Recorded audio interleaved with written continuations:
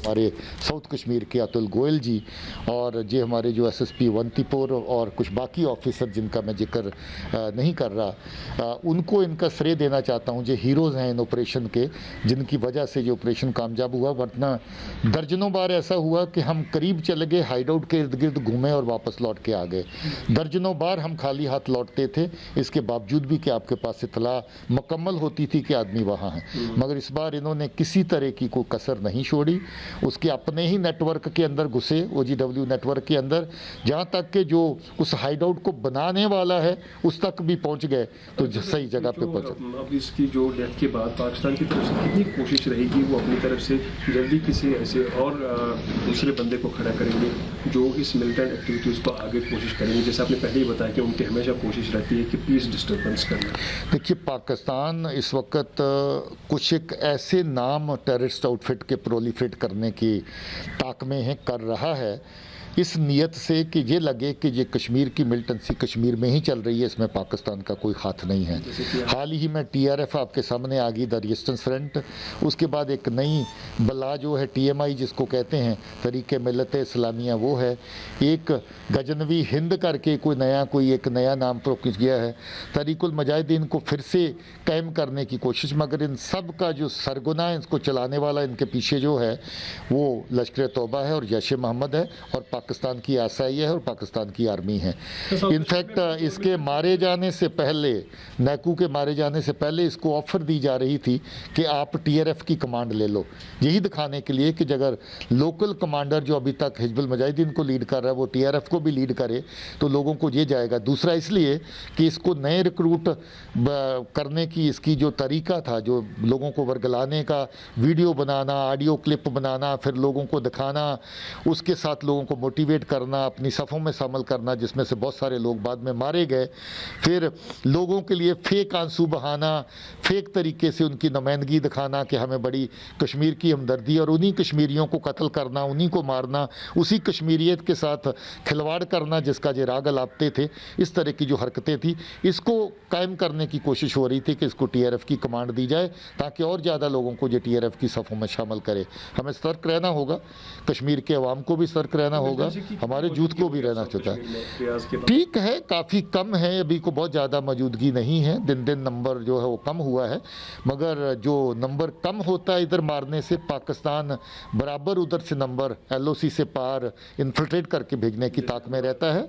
जैसे अभी अभी जो हैदर मारा गया, पाकिस्तान से क्रॉस करके आया था, हंदवारा के इनकाउंटर में जो मारा गया, उससे पहले जो जहाँ पर जासिर कारी मारा गया था त्राल के ऊपर, वो 2 साल से आकर के जहाँ पर आतंक का कहर उसने मचा रखा था। इसके साथ अप्रैल के फर्स्ट वीक में जब 4 से 6 फुट बर्फ़ अभी पड़ी हुई थी, केरन के सेक्टर से 5 आतंकी जो क्रॉस करके आए थे, उसके बीच में भी फॉरेन टेररिस्ट थे लश्कर तौबा के, उनको पुशन किया गया, वो पांचों के पांचों उसमें मारे गए थे। अभी भी खबरें हैं इस वक्त के इनके लॉन्चिंग पैड पूरी तरह एक्टिव हैं, तैयारी में हैं, और मिलिटेंट जो रैंक्स हैं उनको पुशन करने की कोशिश कर रहे हैं लश्कर तौबा के और जैश के। सो ये पाकिस्तान की जो नापाक इरादे, नापाक साजिशें, वो ख़त्म नहीं हुई हैं, अभी भी चल रही हैं। सीज़ फायर वायलेशन बॉर्डर पे हो रहा है, इनोसेंट लोगों की जानें जा रही हैं उसके अंदर। इस तरह की हर तरह की हरकतों करता है जिसमें अपने अंदरूनी घटिया हालात जो हैं उनसे लोगों की टेंशन दायमा रखने के लिए लोगों को इस तरफ लगा के रखना चाहता है। लॉ एंड ऑर्डर के हवाले से अभी पुलवामा में क्या पोजीशन है, और साथ साथ में ये जो कम्युनिकेशन ब्लॉक कल से हुआ है, फ़ोन वगैरह नहीं चल रहे हैं, कब तक होगा, और वहाँ की सूरत हाल क्या है? वहाँ की सूरत हाल बिल्कुल काबू में है। कोई हल्का फुल्का सा सुबह स्टोन पेल्टिंग एक जगह पे हुई थी, वहाँ पर लोकल पुलिस CRP ने मिलकर के बहुत अच्छा काम किया, उसको संभाल लिया है, और अभी भी तैनाती और सब तरह के इंतजाम वहाँ पर है। कल भी इनकाउंटर के दौरान और इनकाउंटर के बाद कुछ लैंड ऑर्डर हुआ था जिसमें कुछ हमारे लोग जख्मी हुए, कुछ सिविलियन साइड पे भी जख्मी हुए थे। लैंड ऑर्डर को मेंटेन करने के लिए खामखा की अफवाहें इधर उधर ना फैलें, उसके लिए थोड़ा सा रुकावट कल कम्युनिकेशन में डली है, तो अभी रिव्यू कर रहे हैं, उसको देख रहे हैं।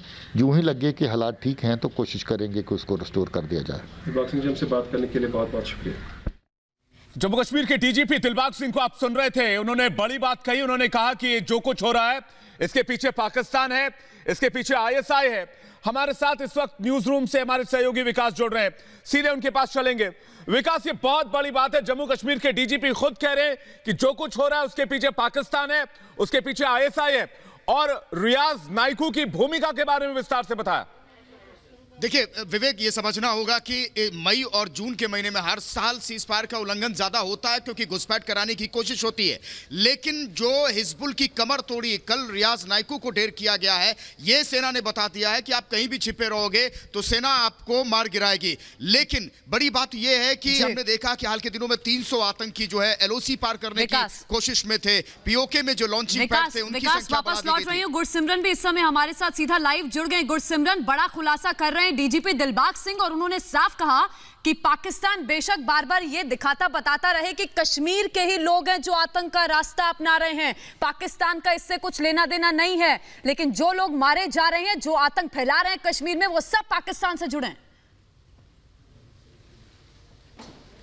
जी निश्चित तौर पर दिलबाग सिंह ने बिल्कुल साफ कर दिया कि जम्मू कश्मीर पुलिस और बाकी सुरक्षा बल कश्मीर घाटी से आतंकवाद हटाने का हर भरसक प्रयास कर रहे हैं, लेकिन पाकिस्तान लगातार ट्रेंड आतंकियों को भारतीय सरजमी में धकेलने का प्रयास कर रहा है। और इससे पहले कश्मीर के आईजी विजय कुमार ने भी ये साफ कर दिया है कि ये जो नई आतंकी तंजीम द रेजिस्टेंट फ्रंट उभर कर सामने आ रही है, ये कुछ नहीं है, ये सिर्फ पाकिस्तान का आई वॉश है। इंटरनेशनल कम्युनिटी को ये दिखाना चाहता है पाकिस्तान कि कश्मीर के लोग जो हैं वो सरकार के खिलाफ हैं, लेकिन द रेजिस्टेंट फ्रंट के जितने भी आतंकी मारे गए हैं वो या तो हिजबुल मुजाहिदीन से जुड़े हुए थे या फिर लश्कर तोयबा से, जो साफ दर्शाता है कि पाकिस्तान अंतर्राष्ट्रीय जो समुदाय है उसको ये दिखाने के लिए अपने ही आतंकियों को एक नई आतंकी तंजीम के नाम पर खड़ा कर रहा है कश्मीर घाटी में, ताकि सिक्योरिटी फोर्सेस पर जो है हमला किया जाए। और उन्होंने ये भी बताया कि 27 ऑपरेशन जो इस साल हुए हैं उसमें 64 आतंकी अभी तक मारे गए हैं और बेहद बड़ी सक्सेस जो है वो मिली है जब लश्कर तोयबा का टॉप कमांडर हैदर मारा गया और उसके साथ साथ रियाज नाइकू, जिसे कि कल सुरक्षा बलों ने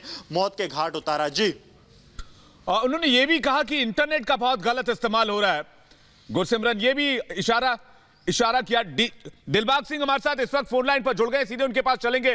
दिलबाग सिंह जी, बहुत बहुत स्वागत है आपका रिपब्लिक भारत पर। मेरा पहला सवाल आपसे ये है, आपने अभी कहा कि इसके पीछे पाकिस्तान है, इसके पीछे आईएसआई है और जितने भी टेरर आउटफिट काम कर रहे हैं सबको सोर्स और फंडिंग पाकिस्तान कर रहा है। जी बिल्कुल दिलबाग सिंह जी, आपसे कोई शक जी बोलिए आप। जी कहिए। मैं कह रहा हूं कि इसमें कोई शक नहीं है कि हर तरह की जो टेररिस्ट एक्टिविटी जहां पर चल रही है इसके पीछे पाकिस्तान, उसकी आईएसआई, उसकी आर्मी जो है कारगर है। अभी हाल में आपने देखा एक नया ग्रुप इन्होंने जो टीआरएफ लॉन्च करने की कोशिश करी, जिसको लश्कर तौबा का लोकल फेस देने की कोशिश कर रहे हैं। उसके अलावा और नए नए नाम जैसे तरीके मिल्लते इस्लामिया टीएमआई जैसा एक ग्रुप लॉन्च करने की कोशिश कर रहे हैं। ये इनफैक्ट कुछ दिन पहले, हफ्ता पहले, इसको भी रियाज नाइकू को भी टीआरएफ का चीफ कमांडर बनाने की बात कर रहे थे, इसको ऑफर दे रहे थे कि आप अपनी टीआरएफ की कमांड जो है खुद ले लो। तो इस तरह की जो नकलो हरकत सारी की सारी चल रही है, इसके चलते ये बड़ा साफ क्लियर है कि ट्रेनिंग का सिलसिला इनकी ट्रेनिंग सेंटर में चलता है, लॉन्च पैड का सिलसिला पाकिस्तान के लॉन्च पैड से चलता है, उसके बाद सरहद पार वहां से एलसी से या आईबी से पुशन करते हैं। अगर आपको याद होगा तो अप्रैल के पहले हफ्ते में ही जब 4 से 6 फुट के करीब बर्फ पड़ी थी, केरन के सेक्टर में से 5 मिलिटेंट्स का ग्रुप इन्होंने पुशन किया था, जो 4 दिन एनकाउंटर हमारी फोर्स के साथ चलता रहा। दिलबाग सिंह जी, ये मई जून महीने में घुसपैठ की कोशिश होती है, बर्फ पिघलती है, अभी आपके पास क्या जानकारी, कितने और आतंकी हैं और कितने अभी लाइन ऑफ कंट्रोल के उस पार हैं जो घुसपैठ की लगातार कोशिश में, कितने लॉन्च पैड हाल के दिनों में सक्रिय हुए? देखिए, हर रोज हम लोगों को इसकी इतला रहती है कि फ्लाफला एरिया में जो एक्टिविटी इस वक्त लॉन्चिंग पैड के ऊपर चल रही है, जो हाल की असेसमेंट है उसके मुताबिक 125 से 150 के करीब इनके आतंकी जो हैं लगभग लॉन्चिंग पैड के ऊपर हैं। केरन कुपवारा के सेक्टर से बहुत ज्यादा एक्टिविटी तेज कर रखी है। पहले भी इनका ग्रुप, मैंने कहा कि अप्रैल के पहले हफ्ते में ही लॉन्च कर दिया था इन्होंने, उसके बाद भी अलग अलग ग्रुप्स को पुशिंग करने की कोशिश कर रहे हैं। हमारी जो एंटी इन्फिल्ट्रेशन ग्रिड है वो पूरी तरह वहां पर सक्रिय है, पूरी तरह अपना काम कर रही है और हमारी कोशिश है कि जो सेकंड लाइन ऑफ डिफेंस है उसको भी मजबूत रखा जाए ताकि वहां से इन्फिल्ट्रेशन के जो अटेम्प्ट्स हैं इनकी उनको नकारा किया जा सके। दिलबाग सिंह जी, कोई शक नहीं है। जी मेरा सवाल ये है कि रियाज नाइकू को ढेर कर दिया गया, छोटे छोटे ग्रुप्स का वो हेड भी था और बनाने की कोशिश थी, तो कई छोटे छोटे जो मिलिटेंट ग्रुप्स हैं, ये इनकी स्थिति क्या है? क्योंकि अब जो है हिजबुल के कुछ और टेररिस्ट है उसकी कमान संभालने की कोशिश करेंगे, तो ऐसे में आप लोग क्या कर रहे हैं? देखिए, हर टेरर कमांडर जब मरता है तो पाकिस्तान नए कमांडर की चोन करने की उसकी रहती है कि और नया आदमी कौन है जो दहशत को आगे बढ़ा सकता है, जो जहां पर वायलेंस है उसके ग्राफ को और आगे ले जा सकता है। इसके लिए भी कोई ना कोई कोशिश हो रही होगी, मगर पिछले 4-5 महीने के अंदर अब तो ये टॉप कमांडर इसका मारा गया, उससे पहले भी हिजबुल मुजाहिदीन के काफी लोग जो हैं वो मारे गए हैं, उसके साथ लश्कर और जैश ए मोहम्मद के भी काफी लोग मारे गए हैं। हम लोग हर तरह की एक्टिविटी को डे टू डे वॉच करते हैं, आगे भी जिस तरह की प्लान और जरूरतें ऑपरेशनल रिक्वायरमेंट्स होगी उसके मुताबिक अपनी स्ट्रेटजी और प्लान बनाई जाएगी, उसके मुताबिक काम किया जाएगा। दिलबाग सिंह जी, और कल अवंतीपुरा में जब एनकाउंटर हुआ उसके बाद कुछ लोकल लोगों ने वहां पर हंगामा करने की कोशिश की थी, सेना की गाड़ी को भी निशाना बनाया गया था।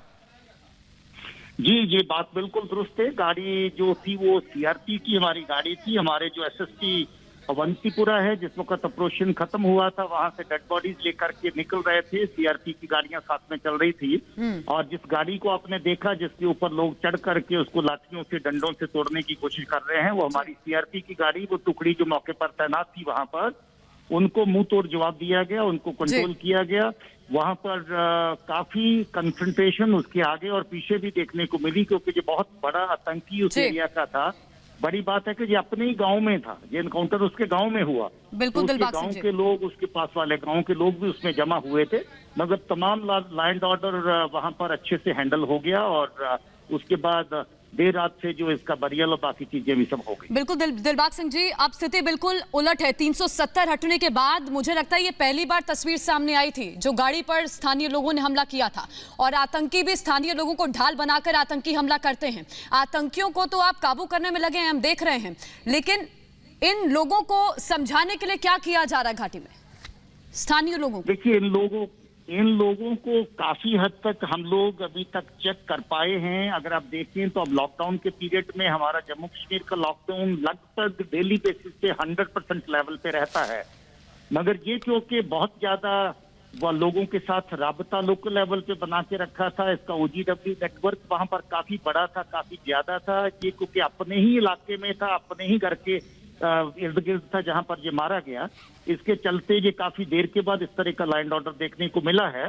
और मुझे लगता है कि आने वाले टाइम में जो लॉ एंड ऑर्डर स्ट्रेटजीज हमारी हैं उसमें इस तरह की एक्टिविटी को और अच्छे से इनबिल्ड करना पड़ेगा। कल वाले में भी इनबिल्ड किया गया था, क्योंकि लगभग अगर 6 घंटे 8 घंटे दिन को एनकाउंटर चलता रहा, जो दिन को 3 बजे जाके 3-3:30 बजे खत्म हुआ। दिलबाग सिंह जी, सुबह दिलबाग सिंह जी, एक और बड़ी बात जो मैं आपसे पूछना चाह रहा हूं, आपने कई बार इसका जिक्र भी किया है, आज भी आपने इस बात का जिक्र किया, इंटरनेट और सोशल मीडिया के बारे में आप लगातार बोलते रहे।